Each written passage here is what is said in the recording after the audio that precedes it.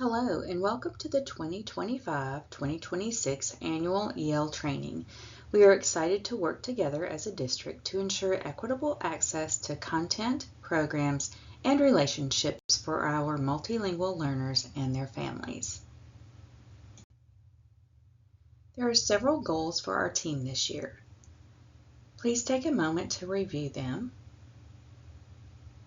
As we continue to improve as a team and as a district, and as the number of multilingual students enroll in our district, we will continue to monitor and revise our goals as needed.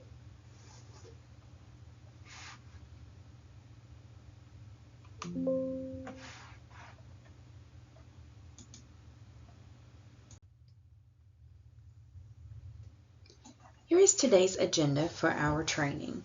This training will provide information regarding federal and state guidance for multilingual instruction. It will also share federal and state guidance related to communication, parent, and student rights.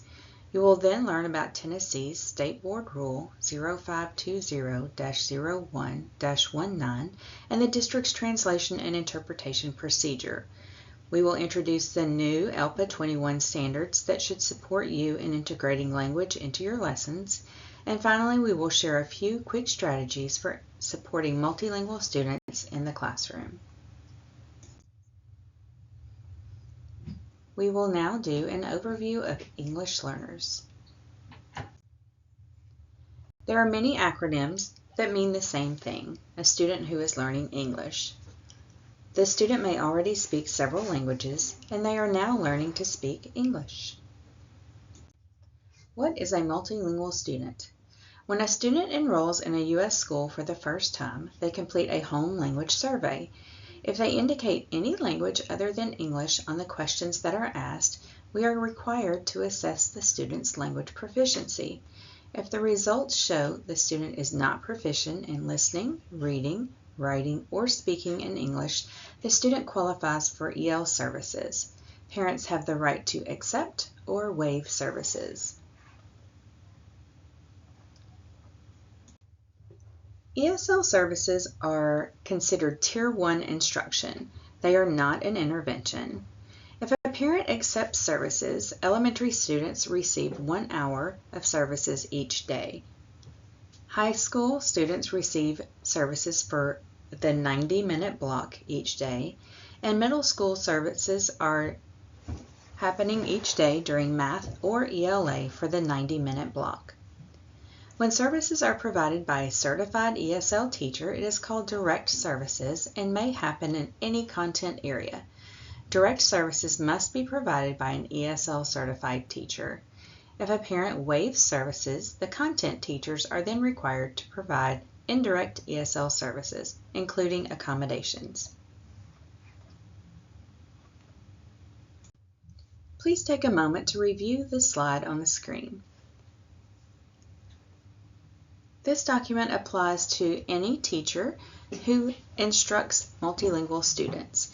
It is not just for EL teachers, because all of us are teaching the language of our content area.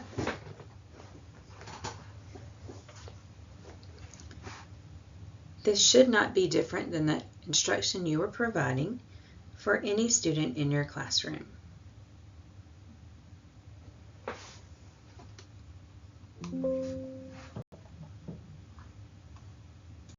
We will now take a moment to review federal and state guidance revolving around our multilingual students and their families.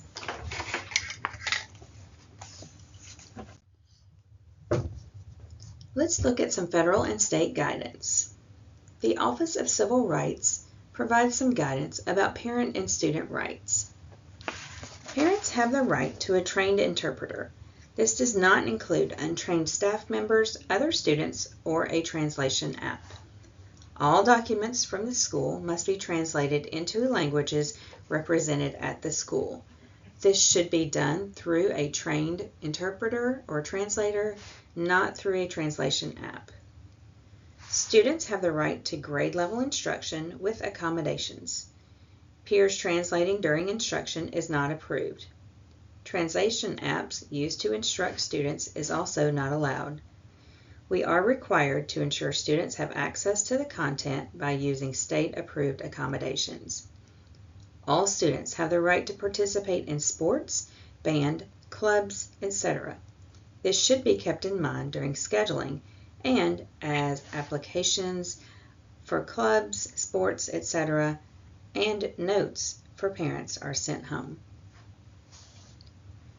With regards to state guidance, there are a few definitions that will help you understand your role with students. Direct student services are provided from an EL certified teacher. Indirect student services are provided by a non-EL certified teacher. This again refers back to the waived services we referred to in the previous slide. Services occur each day. Accommodations are required in all instructional areas, electives, related arts, any area for that student. Accommodations also apply to work completed in class and homework. So classroom scaffolds or accommodations apply to assessments, they apply to worksheets, projects, etc. So in terms of homework, when teachers assign homework, they must consider how students will receive read aloud, if that is one of their accommodations, how they will receive extended time on assessments given in class, how they will receive visuals and other accommodations and scaffolds that they are being provided. Also, we have multiple instructional models improved by our state and by our district. And all teachers are part of the ILP team who provides feedback on the ILP each quarter and is welcome to give suggestions about goals or scaffolds and accommodations. Here is a chart that is being shared by the EL office to all school leaders and teachers. Take a moment to read over this chart. Proprio is only used for languages other than Spanish, and principals have the information for this resource. If you need it, they will help you schedule that resource. The bottom line is, we cannot instruct in a language other than English. This includes using the Spanish lessons in online textbooks, using the translation option in PowerPoint or videos used in class. All instruction must be provided in English.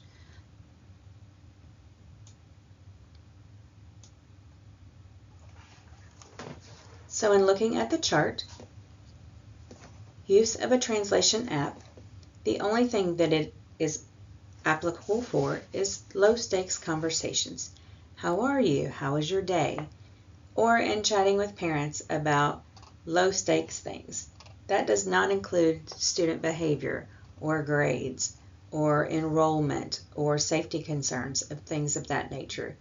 Those conversations require a trained interpreter.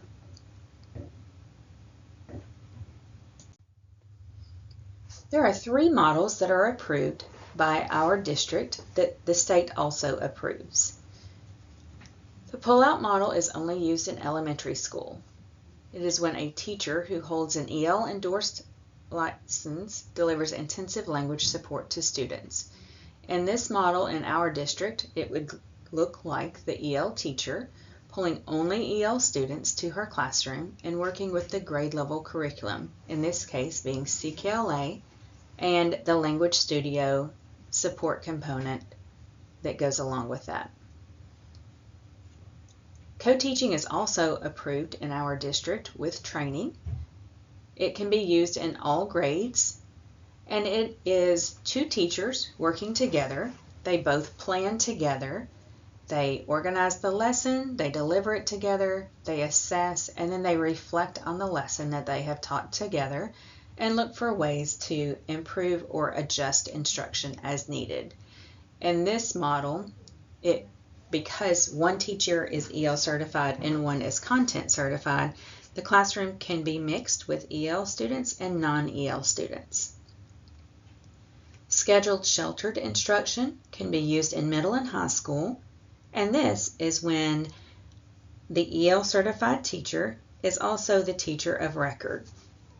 They use the high quality materials and teach students in their classroom on using those high quality materials, and the student is just scheduled to be in their classroom as a typical rotation in the middle school schedule or the high school block schedule. We are now going to look at the stages of language acquisition. When it comes to language acquisition, there are a couple of theories that we will focus on. The first being BICS and the second being CALP. BICS is a student's social English. It takes them 6 months to 3 years to develop English proficiency. So in thinking about when you hear a student talking to their peers in the hall, it might seem that their language proficiency is really good, but this is because it is social English. When it comes to the cognitive academic language proficiency, this is the academic English. This portion takes 5 to 7 years to develop proficiency. So, when a student seems to not understand the content and they've been in the country for 4 years, it might be that they are still learning the academic English, because the first 6 months to 3 years, they are learning the social English while they are learning the academic English. We are also going to look at comprehensible input. This is any written or spoken message that is understandable to a language learner because of its context. This means that we are teaching lessons and using them in context with what students know and what they can see and picture it with. The affective filter is an imaginary barrier between a language learner and the new input that consists of negative motivational and emotional factors that interfere with a learner's ability to receive comprehensible input. The bottom line is, if a student does not feel safe in their classroom environment, safe to make mistakes, safe to learn, then they will struggle to soak in the knowledge that is presented to them. Here are some stages of language acquisition. We begin with pre-production and early production. I'll allow you just a second to review these screens and compare the characteristics for each of these phases. We will now look at speech emergence, intermediate fluency, and advanced fluency. I will also allow you a moment to review these and compare these and look at the number of years a student is in school.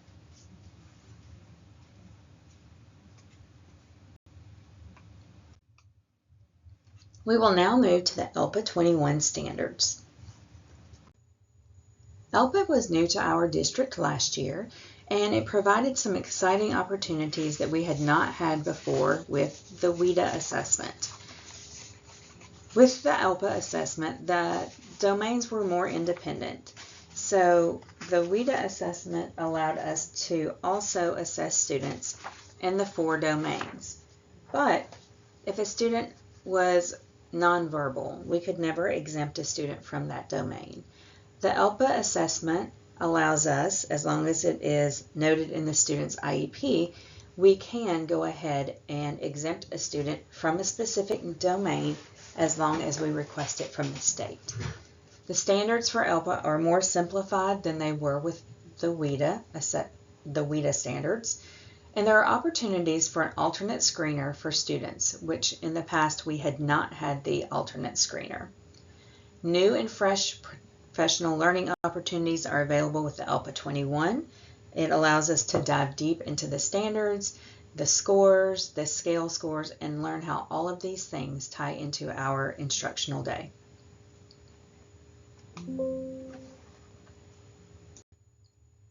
There are 4 language domains in which a student is scored on the ELPA 21 assessment. Students receive a score of a 1 being the lowest and a 5 being the highest for each of the 4 domains: reading, writing, speaking, and listening. Scores determine the student's language proficiency not their content proficiency. Although content is on each assessment that students take.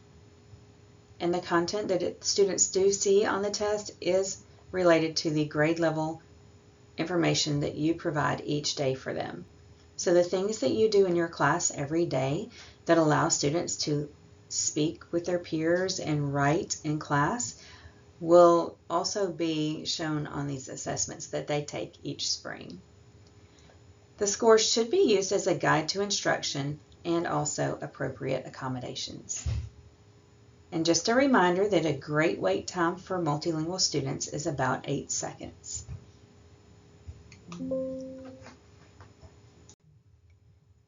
Here is a list of the ELPA 21 standards. While this is just a summary of the standards, we are hoping that everyone in the district will make a true effort in integrating these into their instructional areas this year. This is a state requirement that they be integrated into all areas. But quite honestly, if you look at the standards closely, especially 1 through 7, you will see that they tie to every content area. And on the right-hand side, you will see the standards 1 through 7 involve the language necessary for ELs to engage in the central content-specific practices associated with ELA and literacy, math, and science. You notice that history, social studies content is not listed there, but much of the history and social studies content requires students to apply our ELA and literacy standards. 1 through 7 builds in difficulty, and standards 8 through 10 should not stand alone, but they should be integrated with 1 through 7 and quite honestly integrated into what you do each day in your lessons. Here is a way to just break the standards down a little bit easier and put them into student terms.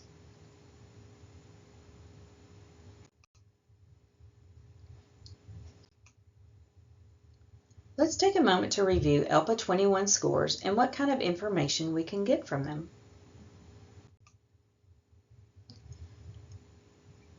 Oftentimes, teachers receive student scores and they get a number of 1 through 5 and they find out that they're progressing or emerging and no other information is provided. So not only do students not know what that means, teachers don't know what that means, and quite honestly, neither do administrators at school. So this year we are really taking the time to dive in as a district and learn what these scores mean and how they apply to students in our district. And as educators in our district, what can we learn from this and how it can apply to what we do every day.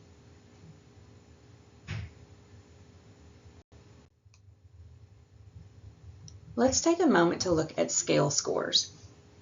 So students receive a score of 1 through 5, as you will see, in each domain.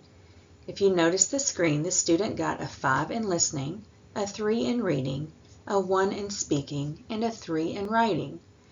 This made the student considered progressing because they got numbers from a variety of ranges in all of the domains. If the student had only received 4s and 5s, and we're going to go back one slide so that you can see that in just a moment.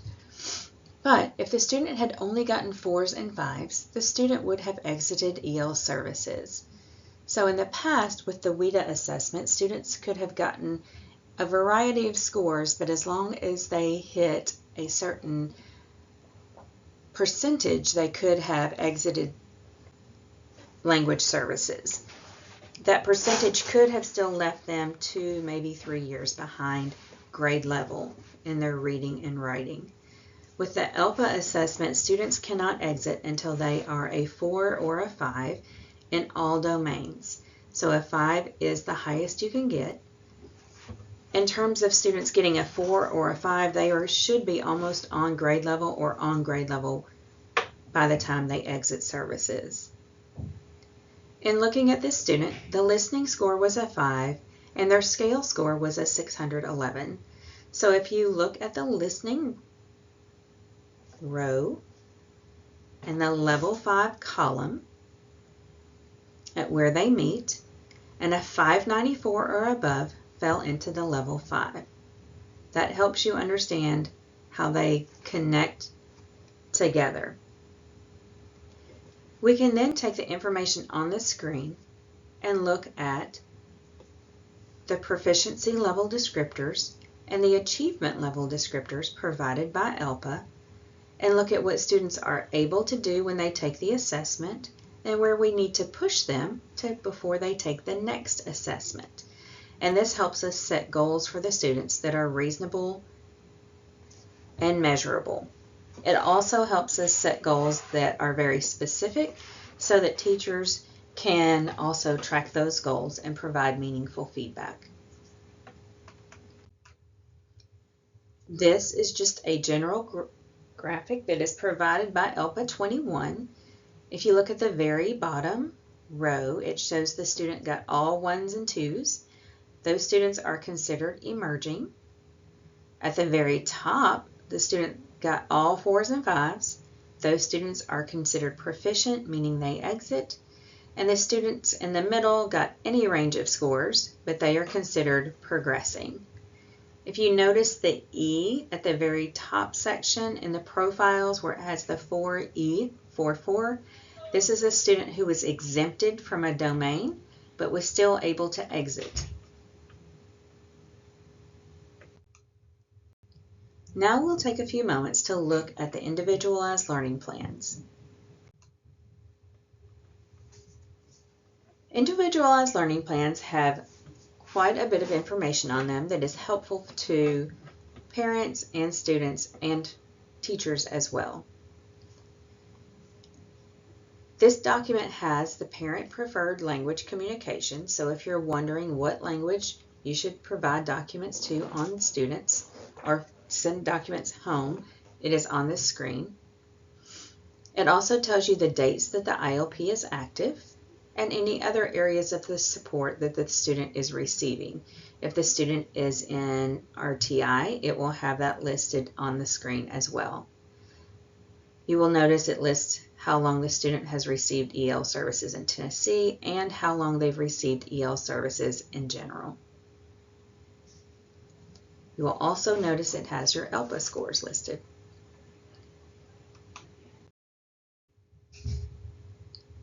So an ILP is a document that describes the student's academic needs and their language needs and goals for instruction.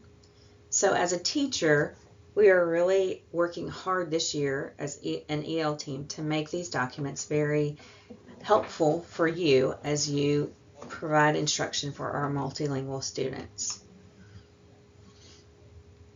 In the document, you will find strategies, accommodations, and goals that can be implemented into the classroom. This is also a reminder that accommodations are not suggestions, they must be provided for students.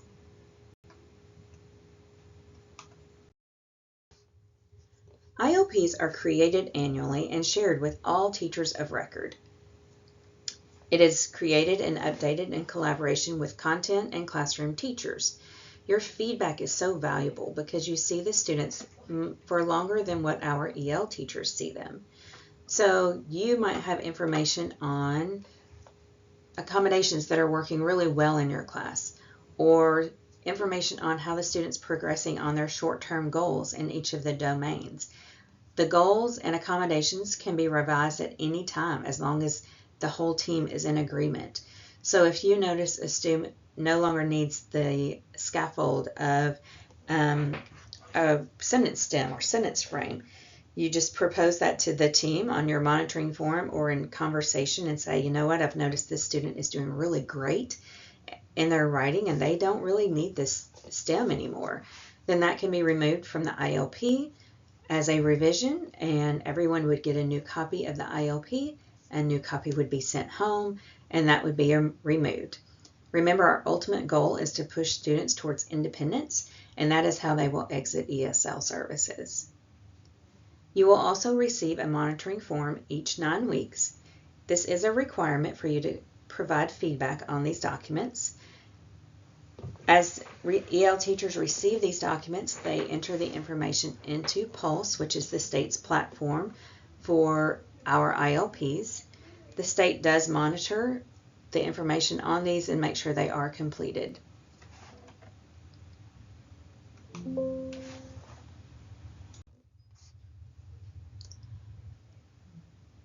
Individualized learning plans and considering why we have them.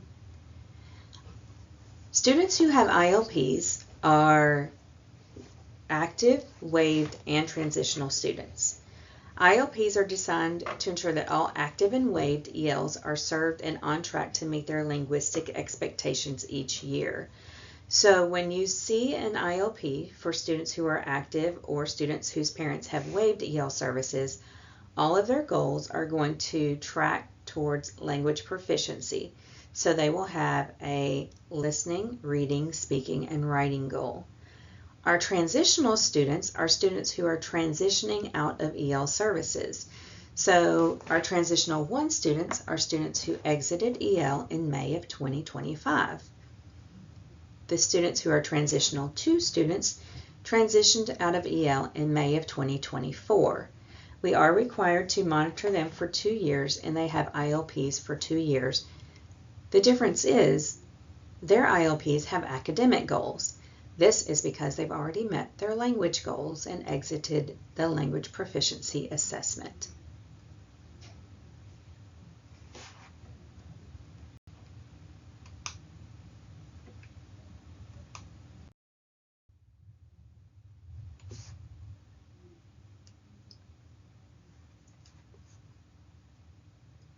We want to ensure that all of our teachers in all grade levels understand that they are all English teachers. You are all teaching the language of your content area.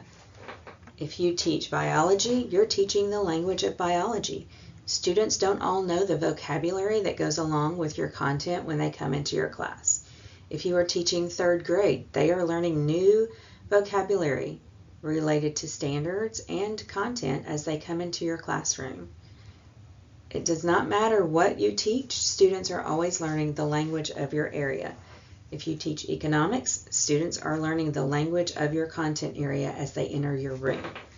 So it honestly doesn't matter if the student is a multilingual student or if they have known English their entire life. They are learning the language of your content area. So the things that you do each day to help all students learn the language of your area are going to be things that support multilingual learners. I wanted to provide an example of what our goals are going to look like this year. Based on feedback and looking at the goals that we provided last year, the state has asked that we, as a state, provide goals that are specific and measurable. So this year, we have taken the time to create some goal banks, but also provide some guidance to EL teachers and want to provide content teachers the information about goal setting so that they can be active members in providing feedback about goals that would benefit students. So if a student scored a 2 on the ELPA assessment in reading, it might mean that in quarter 1 their goal would be to make meaning of text by explaining common words, phrases, and expressions with visualized and contextualized support 70% of the time. This goal could be applied to any content area because whether it be math word problems or content area of history or any kind of science, students always have to make meaning of text no matter what they're doing in school. So this goal could apply to any grade band or any content area. And in tracking it 70% of the time, we just want to know, are students able to do this most of the time?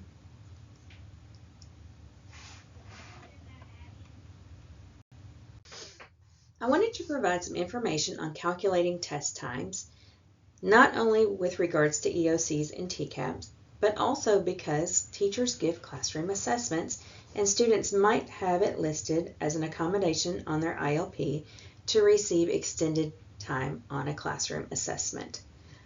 All students for EL will receive 1.5 for extended time if they are receiving extended time this year. This applies to classroom assessments and assignments. So teachers, in thinking about an assessment that you're giving students in class, if you are timing that assessment, you want to consider how are you allowing your multilingual students to have time and a half. So if your other students in class are having 45 minutes to receive or to take that test, you would multiply 45 minutes times 1.5. That would equal 67.5 minutes that the student is allowed to complete the test. If other students are allowed to ask for additional time on the test, then your multilingual student would also be allowed to ask for additional time after that 67.5 minutes. Extended time is not sending work home to be completed.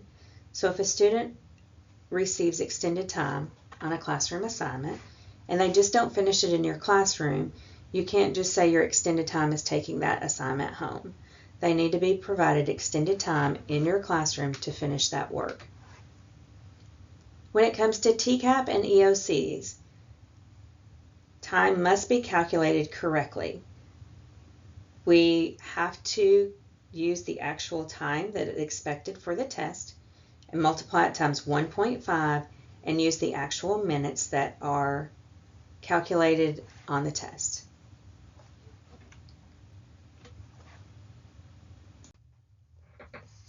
All of that information is going to help you provide feedback on the monitoring each 9 weeks.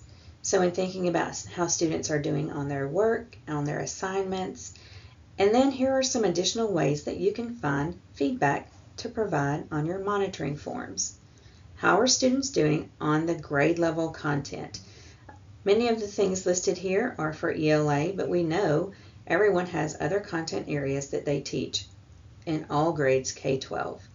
So think about any kind of assessment that you're giving in your classroom, whether it be formative or summative assessment. Exit tickets are a great way to collect information on student success and students persevering towards their language and academic goals. Any information you have from student work is a great way to provide feedback on the monitoring forms. Here is a sample of a monitoring form and the feedback that could be provided. On the left-hand side, you will see a monitoring form for a student who is an active or waived ESL student. Notice the goals are for reading, writing, listening, and speaking. And notice the feedback is very specific based on what the student goals are. Because our goals are going to be very specific this year, each quarter it should be easier for teachers to provide more specific feedback. On the right-hand side, you will see a monitoring form for a transitional 1 or 2 student. These goals are reading, math, science, and history. The thing that you should know is that if your content area that you're teaching the student this quarter is not listed on that list, you may X out one of the content areas and provide feedback on your information. If you notice at the bottom of the transitional 1 and 2 sheet, there is an opportunity for teachers to provide feedback on current accommodations. The active and waived document also has that.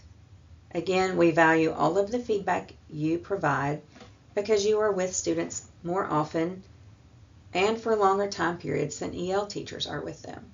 So everything that you say does help us in providing accurate feedback. Now we're going to look at planning and instruction when it comes to multilingual students.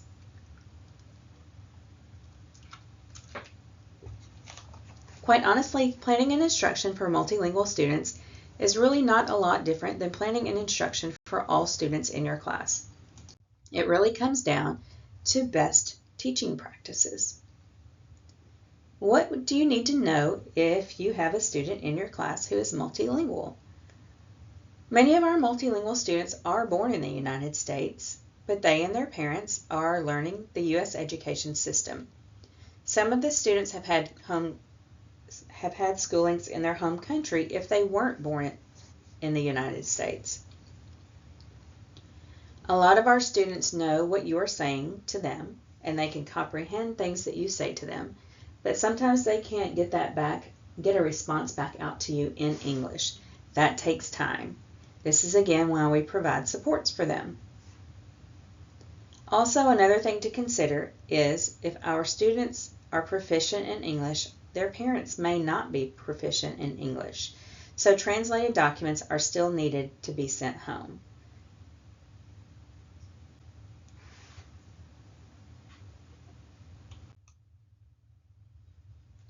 Here are some ways to plan for your instruction.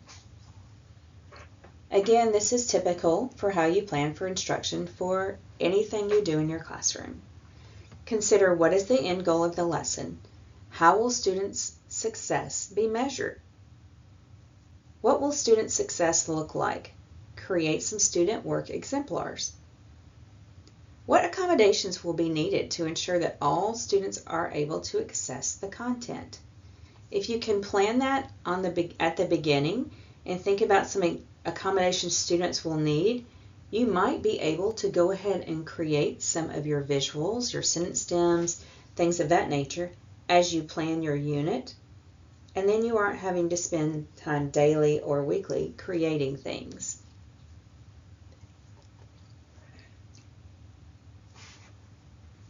Also, you want to think about how to include speaking and interaction in your classroom.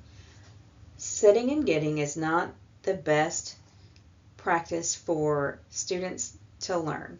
In fact, if you think back to professional development that you've been to or meetings you've been in, how many of you have struggled with just having to sit and listen to information all day and not be able to actively participate or just have time to process the information? If you have time to interact with others, share your thinking, maybe share what you just learned from the speaker in the room, sometimes that helps you retain information. Our students learn the same way we learn as adults. Also, we have students who are kinesthetic learners. Students learn in multiple ways, just as we as adults do. Consider that as you plan your lessons for not just multilingual students, but for all students. We will be asking that language objectives be added to your content objectives. This is not an extra step in your planning. It is not something extra that you have to do each day. It is really just adding some specificity to your content objectives. So when you're planning your objective, think about who is going to do what and how they are going to do it. So you might say list 3 causes of World War II. So in order to add a language objective, you might just add the specificity of saying who is going to do it and how are they going to do it. So for the first example, students will tell a partner 3 causes of World War II. You might add into that they will tell a partner and then they will go write their 3 causes on a paper. And that could be your exit ticket so that you know how students are progressing toward the goal that you set in your classroom. Again, all of these exit tickets and expectations are provided with appropriate scaffolds and supports. Language goals are beneficial to all students, not just multilingual students. Again, you are all teaching the language of your content area. Language goals state specifically how you will integrate language into your lesson. So think about questions that you need to ask yourself and that students need to ask themselves as they are solving problems, thinking through situations in your classroom, or just considering how a story is progressing or how an event is progressing through history. You will want some questions and you will want a language bank. The really great opportunity that comes along with language goals is it teaches students to ask themselves questions as they proceed through activities. This teaches them to learn how to create their own questions as well. If students can think of questions and ask questions as they process tasks, this teaches them that they can solve anything on their own. It also teaches them to not be afraid of questions they might see on an assessment because they themselves have asked themselves some really hard questions and created some really difficult questions, and they have been successful in answering them. So now they have proven to themselves that they can do anything, and they really won't have the anxiety that comes along with testing.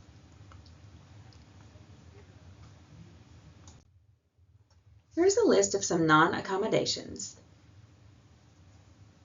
We cannot replace grade level work with lower grade level work. This would be a violation of the student's civil rights and their access to grade level content. Copying work does not allow students to show their assets or what they are learning and what they know. Eliminating answer choices is a modification. It's not listed on the state's approved accommodations. And quite honestly, we are better off spending our time showing students how to eliminate answer choices on their own and just teaching them great test-taking strategies. Not expecting an EL to master a standard because they're an EL is not acceptable. Students only learn what their teachers comprehensively teach them.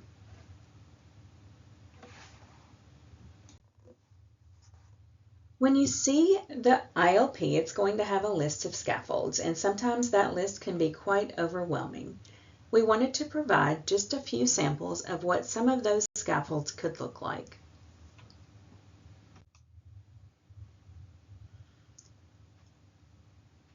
Providing visuals, slowing your speech if you are a fast talker, using gestures, allowing wait time, offering sentence stems, the things that you do in your class each day not only support multilingual students, they also support students who are struggling readers in your class.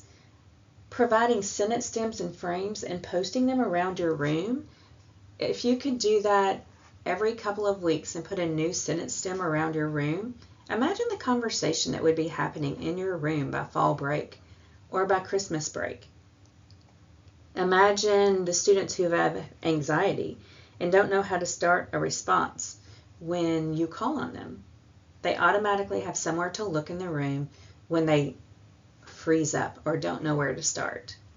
Students who don't need those stems are not going to look at them. They will start the sentences on their own and be fine with them. But thinking about students who struggle to write, we have all been in classes when we ask students to write, go ahead and start writing, and they all look at us like they don't know what we want them to do, right? So having sentence stems posted around the room gives them some ideas of where they can start.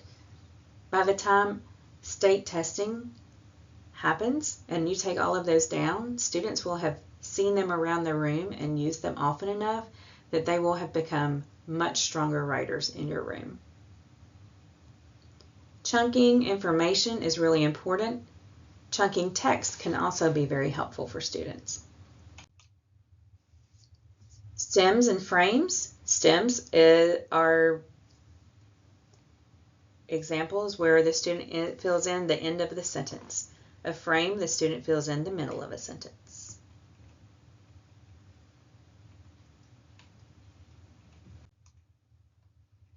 Here are a few off-the-cuff strategies for you. Again, not all students need these, but just knowing that you can use them when you have them is always a great backup plan and kind of helps build your confidence in supporting students.